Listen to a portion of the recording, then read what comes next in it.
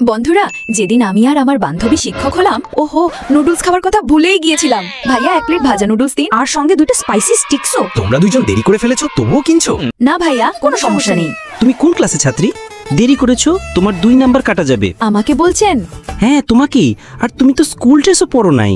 তোমার হয়তো জানা নেই। আচ্ছা চুপ করে যাও। আচ্ছা ঠিক আছে, নাম্বার কেটে নাও। হ্যালো স্যার, বলেন এদের দুজনকে কি করব?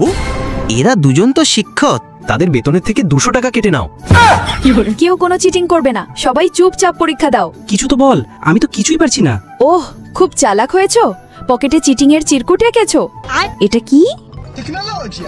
এই যে তোমার নকল চুল, খুলে দাও।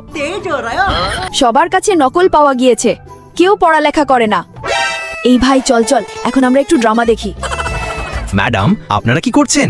বাচ্চারা তো সব মক টেস্টে ফেল করে যাচ্ছে, ঠিকমতো পড়ান। স্যার, এবার আমরা ভালোভাবে পড়াবো। বাচ্চারা, গতকালের ম্যাথ পরীক্ষার রেজাল্ট শুনে নাও। অঞ্জলি 100-তে 4। এত বেশি? কি এমন লিখেছিলে যে 4 পেলেও বেশি মনে হচ্ছে? রাহুল 100-র মধ্যে 0। এটা কি ধরনের সাফল্য? জোয়া, এ তো সেই চিরকুট। ম্যাডাম, হ্যাঁ বলো। আমি 100-র মধ্যে মাত্র 10 পেয়েছি, তাহলে 90 নাম্বার কোথায় গেল? কোনো ভয় নেই, এবার চিটিং করে 100-তে 100 আনো, ওকে? ও ভাই, আমি কিছুই পারছি না, নকলটা বের কর না। না রে, আমি দিব না। দে রে, সন্ধ্যায় তোকে পানিপুরি খাওয়াবো। হ্যাঁ ঠিক আছে। ওরে বাবা, এটা আবার কি? জানো, আই লাভ ইউ, আমি তোমায় ভালোবাসি। সন্ধ্যায় দেখা করব একা একা।